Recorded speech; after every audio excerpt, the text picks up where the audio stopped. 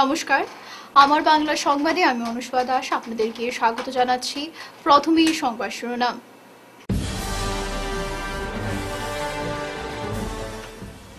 কুকুরে খুবলে খাচ্ছে নবজাতককে, ধলাইয়ের ভবানীপুরে উদ্ধার দেহ।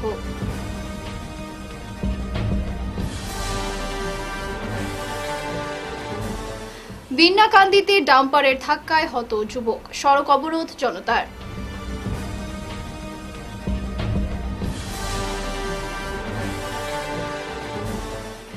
গ্রিন এনার্জির ব্যবহারে গুরুত্ব, শিলচরে ওএনজিসির উদ্যোগে পদযাত্রা।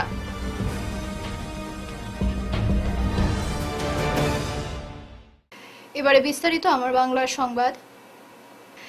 ধলাই থানা এলাকার কুলিছড়া ভবানীপুরে উদ্ধার হয়েছে কুকুরে খুবলে খাওয়া এক নবজাতকের দেহ। ঘটনায় এলাকায় তীব্র চাঞ্চল্যের সৃষ্টি হয়েছে। ঘটনাটি শনিবার রাত 10:30টার দিকে প্রকাশ্যে আসে। রাতে গ্রামের রাস্তা দিয়ে যাওয়ার সময় একজন পথচারী একটি কুকুরকে কিছু একটা দিয়ে টানাটানি করতে দেখেন। কৌতূহলী হয়ে কাছে গিয়ে তিনি দেখেন একটি নবজাতকের দেহ নিয়ে টানাটানি করছে কুকুর। ঘটনাটি জানাজানি হতেই এলাকায় হইচই পড়ে যায়। উৎসুক জনতা ঘটনাস্থলে ভিড় করেন, অনেকেই ছবি তোলেন। ছবিতে দেখা যায় কুকুরটি শিশুটির দেহের একটি বড় অংশ খেয়ে ফেলেছে। স্থানীয়দের অনুমান নবজাতকটি হয়তো কোনো কুমারী মেয়ে সন্তান।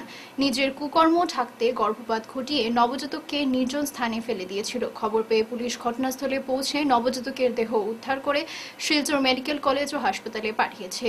এই ঘটনাটি সমাজের বিবেককে নাড়া দিয়েছে। নবজাতকের এমন মর্মান্তিক পরিণতিতে অনেকেই স্তম্ভিত। দোষীদের খুঁজে বের করে দৃষ্টান্তমূলক শাস্তি দেওয়ার দাবি উঠেছে।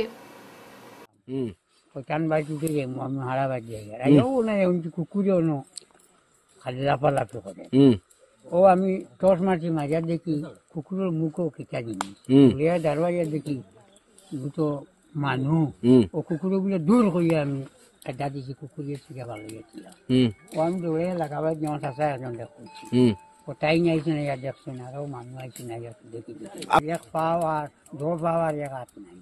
আচ্ছা, খাইছে তো ওলা বোঝা যায় কিতা কথা, কেমন তো খাসা আছে আইছে ওলা বোঝা যায়।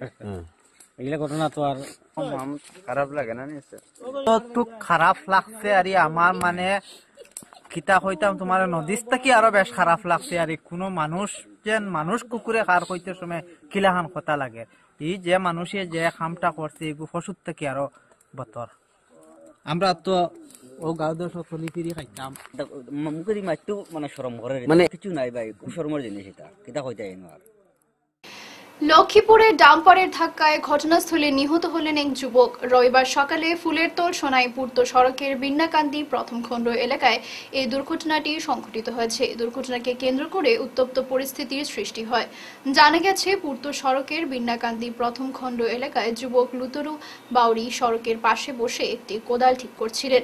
হঠাৎ করে একটি ডাম্পার এসে পিষে যায় তাকে। ঘাতক গাড়িটি প্রথমে একটি সড়কে কাজ করা মেশিন গাড়িকে ধাক্কা মেরে নিয়ন্ত্রণ হারিয়ে লুতুরু বাউরিকে সজোরে ধাক্কা মেরে একটি বাড়ির দেওয়ালে ভেঙে ঢুকে পড়ে। গাড়ির নিচে চাপা পড়ে লুতুরু বাউরি ঘটনাস্থলে প্রাণ হারান। পরে তার মৃতদেহ রাস্তার উপর রেখে তীব্র প্রতিবাদ জানান স্থানীয়রা। অবরোধের ফলে দুপাশে শতাধিক যানবাহন আটকা পড়ে। খবর পেয়ে লক্ষ্মীপুর পুলিশ ঘটনাস্থলে উপস্থিত হয়ে পরিস্থিতি নিয়ন্ত্রণে আনে।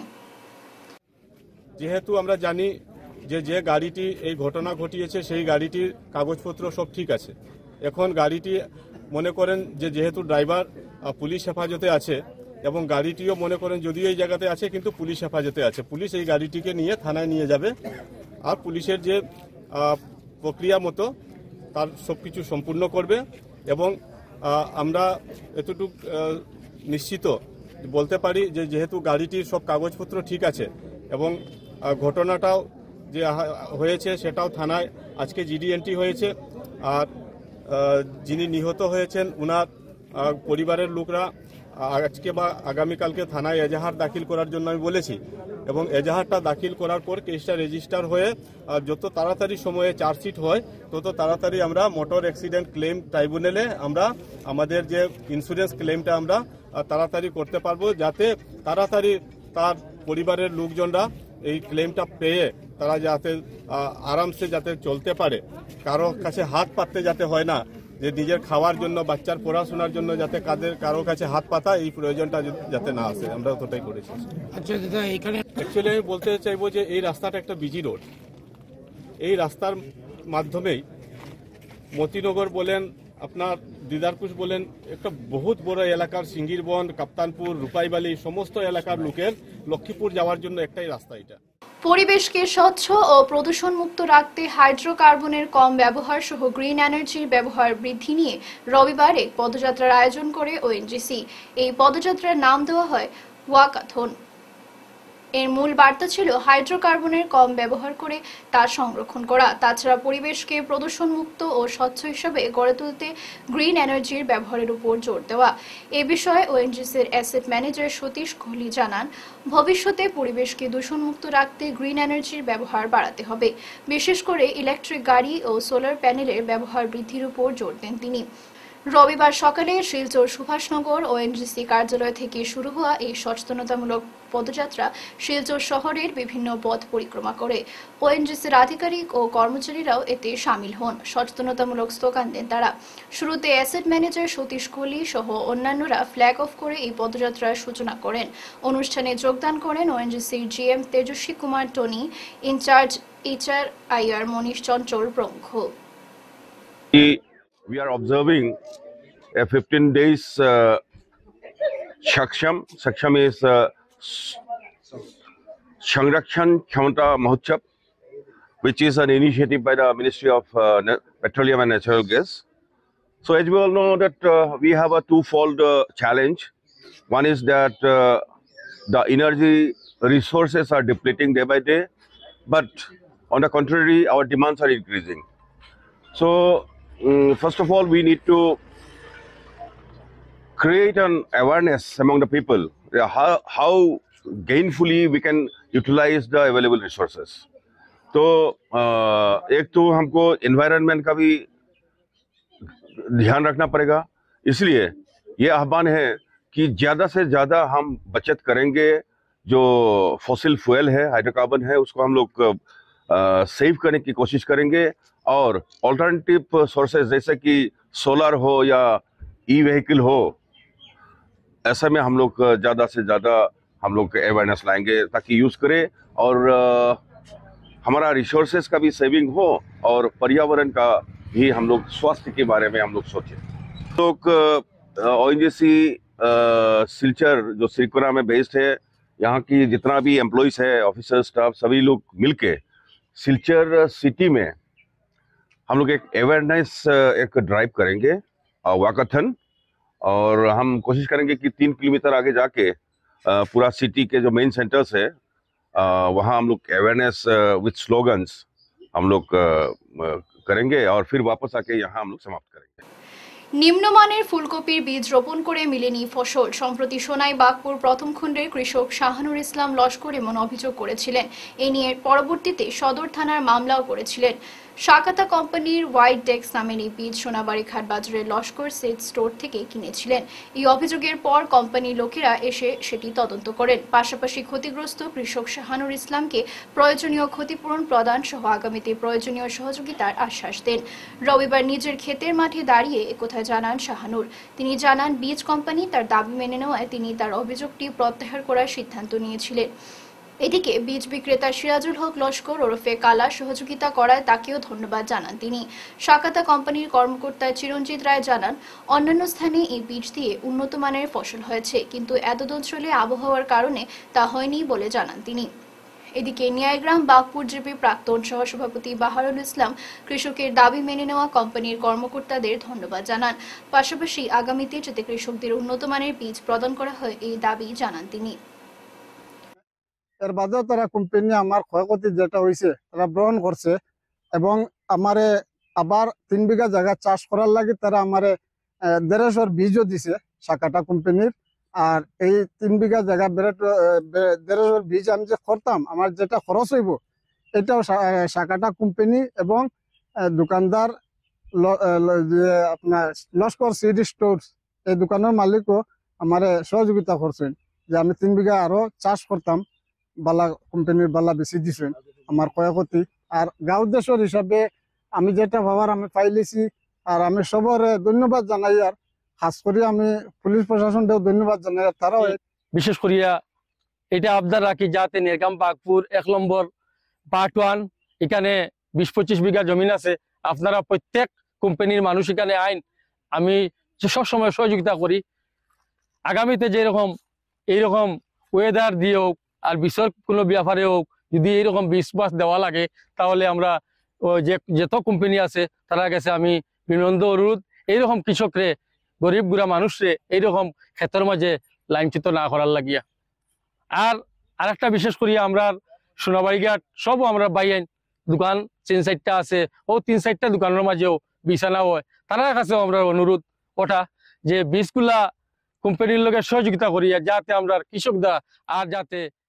প্রতি বছরের ন্যায় এবারও 21শে ফেব্রুয়ারি আন্তর্জাতিক মাতৃভাষা দিবস উপলক্ষে মাতৃভাষা ঐক্যমঞ্চ উধারবন দুদিনব্যাপী বিভিন্ন অনুষ্ঠানের আয়োজন করছে।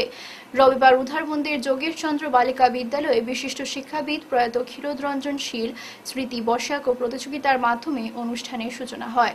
আগামী 21 ফেব্রুয়ারি সকাল 8:30টায় মঞ্চের স্থায়ী ভাষা শহীদ মিনারে পুষ্পাঞ্জলি অর্পণ করে 21এর অনুষ্ঠান শুরু হবে। সন্ধ্যা 5:30টায় স্থানীয় ব্লক অডিটোরিয়ামে সাংস্কৃতিক অনুষ্ঠান সহ 5 জন গুণী ব্যক্তিত্বকে 21এর পদক প্রদান করা হবে। তৎসঙ্গে প্রয়াত ক্ষীরোদরঞ্জন শীল স্মৃতি বর্ষাক ও প্রতিযোগিতার পুরস্কার বিতরণ হবে। মঞ্চের পক্ষ থেকে 21এর অনুষ্ঠানে প্রত্যেক ভাষাগোষ্ঠীর মানুষের সাহায্য সহযোগিতা ও উপস্থিতি কামনা করা হয়েছে। এদিনের বর্ষাক ও প্রতিযোগিতায় প্রায় শতাধিক প্রতিযোগী অংশ নেয়। উপস্থিত ছিলেন মঞ্চের সভাপতি সীমান্ত ভট্টাচার্য সহ সাধারণ সম্পাদক স্নেহাংশু তালুকদার, কোষাধ্যক্ষ জয়ন্ত কুমার দাস, সাংস্কৃতিক সম্পাদক মিত্রা সেন তালুকদার, কার্যকরী সভাপতি দেবাশিস লোহার, বিজন ভট্টাচার্য, মুকুন্দ চক্রবর্তী, অঞ্জনা দেবরায়, অনিকেত বড়ুয়া প্রমুখ। সম্মিলিত সাংস্কৃতিক মঞ্চ এবং তারই সঙ্গে মাতৃভাষা ঐক্যমঞ্চের পক্ষ থেকে আপনাদের শহীদদের প্রতি আমরা প্রণাম জানিয়ে এবং আপনাদেরকে সাংস্কৃতিক অভিনন্দন এবং অভিবাদন জ্ঞাপন করার জন্য বিনীতভাবে অনুরোধ করছি। আজকের এই শুভ দিনে আপনারা নিশ্চয়ই খুশি এবং আমাদের মাননীয় সম্পাদক মাতৃভাষা ঐক্যমঞ্চের কাছ থেকে আপনারা সকল কিছু অনুষ্ঠান সম্পর্কে আপনারা জানতে পারলেন।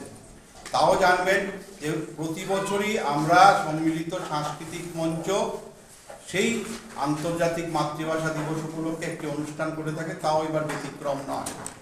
মাতৃভাষা মাতৃদুগ্ধ সম বর্তমান শিক্ষা ব্যবস্থা, সেই ব্যাপার উপর শীর্ষকের ব্যাপারে আমরা একটা আলোচনা সভা এবং সাংস্কৃতিক অনুষ্ঠান সন্ধ্যায় শিলচর শহরে করতে যাচ্ছি। সেটা আলাদা ব্যাপার নয়, আমাদের সেটা কৃতিত্ব, আমাদের সেটা সাফল্য, সেটা আপনাদের জন্য যে শুধু বরাক উপত্যকার বিভিন্ন প্রান্তে প্রান্তে সেই মাতৃভাষা দুগ্ধ সম অনুষ্ঠানকে আমরা পালন করতে যেভাবে আপনারা সারা ভারতবর্ষ শুধু নয় সারা বিশ্বে এবং যেভাবে জাগ্রত করেছেন এই অনুষ্ঠানের মাধ্যমে, এই অনুষ্ঠানকে এগিয়ে নিয়ে যাচ্ছেন, তার জন্য আমি আবারও আপনাদের সবার প্রতি আমরা হৃদয়ের অন্তঃস্থল থেকে আপনাদের ভালোবাসা এবং প্রণাম জানাচ্ছি। আসুন এইভাবে সকল। আমরা অত্যন্ত আনন্দিত মাতৃভাষা ঐক্যমঞ্চ উধারবনের আজকের এই আয়োজনে আমাদের অভিভাবক সংস্থা সম্মিলিত সাংস্কৃতিক মঞ্চ শিলচরের সাধারণ সম্পাদক আমার দাদা শ্রদ্ধাস্পদ অজয় কুমার রায় এখানে উপস্থিত রয়েছেন। তিনি দুটো কথা বলে আজকের এই ক্ষীরোদরঞ্জন শীল স্মৃতি বর্ষাক প্রতিযোগিতার শুভ উদ্বোধন করবেন।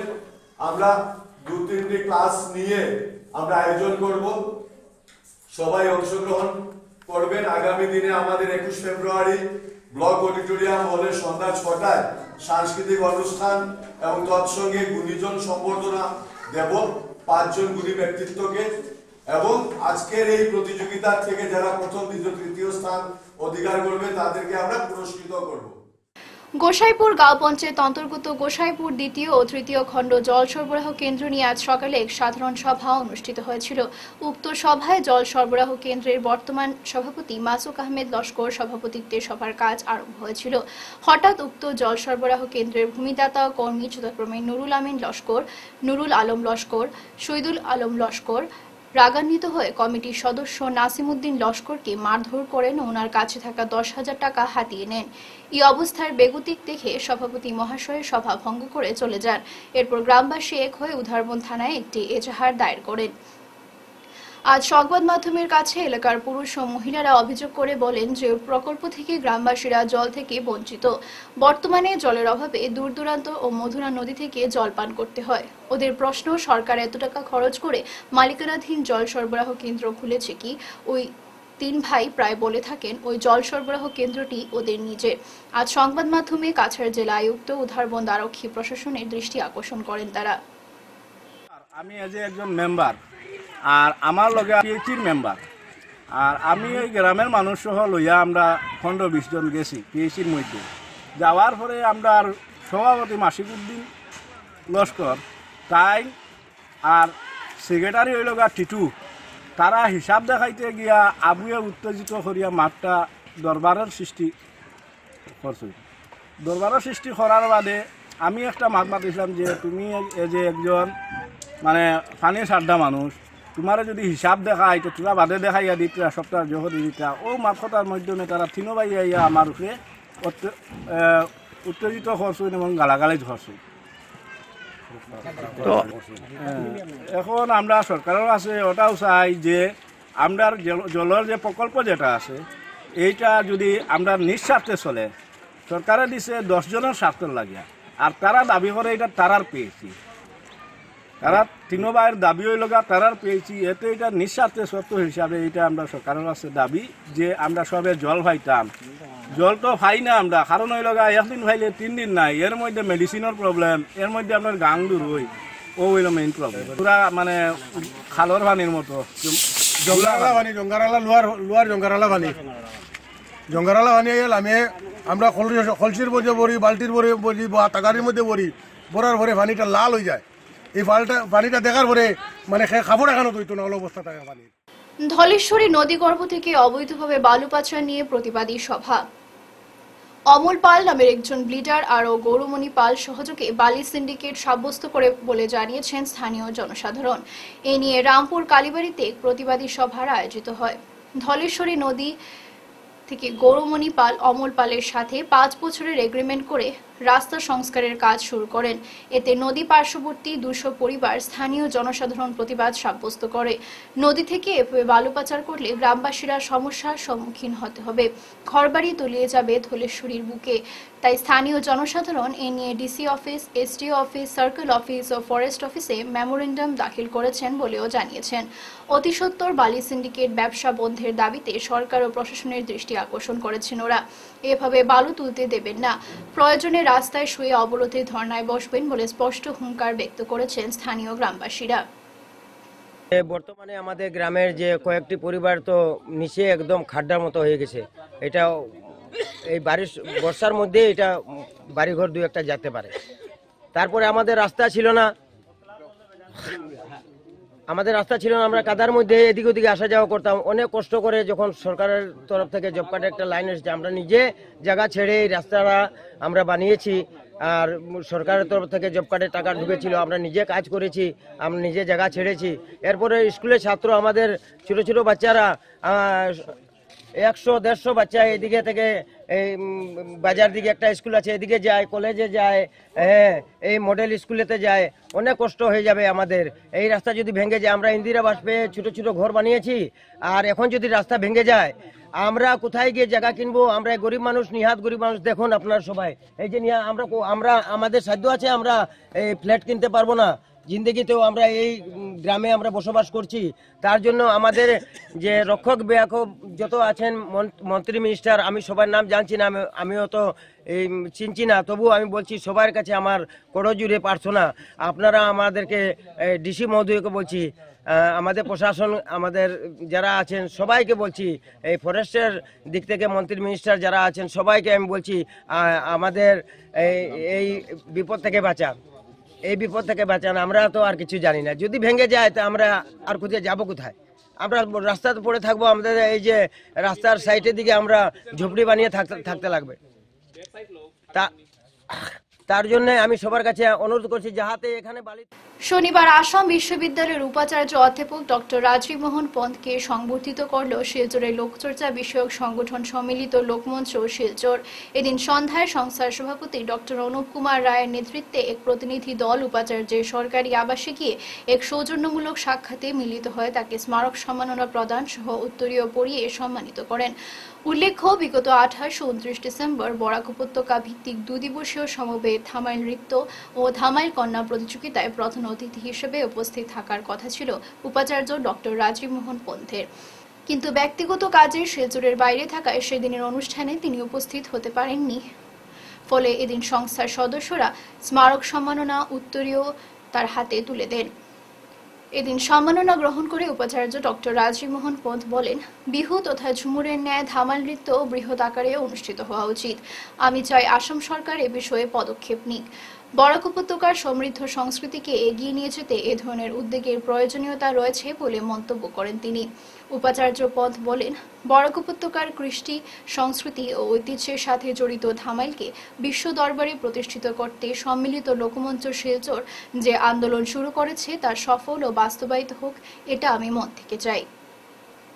ये धमायल जो है यहाँ की संस्कृति से बहुत ही यहाँ की संस्कृति को रिफ्लेक्ट करता है। यहाँ पे किसी भी शुभ काम से पहले मुझे पता लगा कि धमायल होता है, शादियों से पहले धमायल होता है। बहुत ही मनमोहक नृत्य है धमायल और मेरी बहुत इच्छा थी कि मैं इस बार उसको अटेंड कर पाऊँ, पर दुर्भाग्यवश मुझे बाहर जाना पड़ा। और हम लोग हमारे विश्वविद्यालय में भी जब कोई कार्यक्रम होते हैं हम धमायल का आयोजन करते हैं उसमें, और हम लोग चतला में इस बार कार्यक्रम करने का सोच रहे हैं इस बारिशों के मौसम में, जबकि चतला में चारों ओर पानी भरा रहेगा। और मैं आपको निमंत्रण करना चाहूंगा उसके लिए कि वहां पर हम लोग, जो मैंने 2 सालों में मिस किया, वहां पे इस धमायल का हम आयोजन कर पाएंगे। और धमायल मुझे लगता है कि जैसे हम लोग बिहू को बड़े स्तर पर कर रहे हैं, अभी झूमर को बड़े स्तर पे कर रहे हैं, ऐसे ही धमायल का एक कार्यक्रम बड़े स्तर पर होना चाहिए, ताकि हमारी जो यहाँ की बराक वैली की जो बहुत ही समृद्ध संस्कृति है उसको हम लोग आगे बढ़ा पाए। ये बहुत ही हमारी धरोहर है और इसको आगे बढ़ाने का हमारा सबका है। और मैं विश्वविद्यालय की तरफ से आपको आश्वस्त करता हूँ कि हम हर अवसर पर धमायल को आगे प्रमोट करने का प्रयास करेंगे। आप लोगों ने जो इसको आंदोलन को, मैं कहूँगा ये आंदोलन बनाया है धमायल को आगे बढ़ाने का, ये आंदोलन सफल रहेगा आपका और हमारा भरपूर सहयोग इसमें आपके लिए रहेगा। শেষ করার আগে বিশেষ বিশেষ খবর আরো একবার।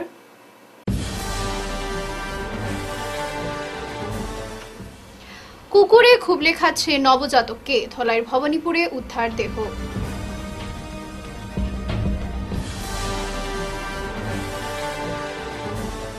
বিন্নাকান্দিতে ডাম্পারের ধাক্কায় হত যুবক, সড়ক অবরোধ জনতার।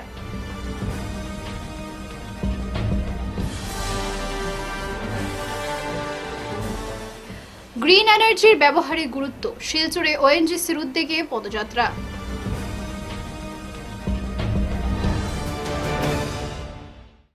এখনকার মতো আমার বাংলা সংবাদ এই পর্যন্তই। নমস্কার।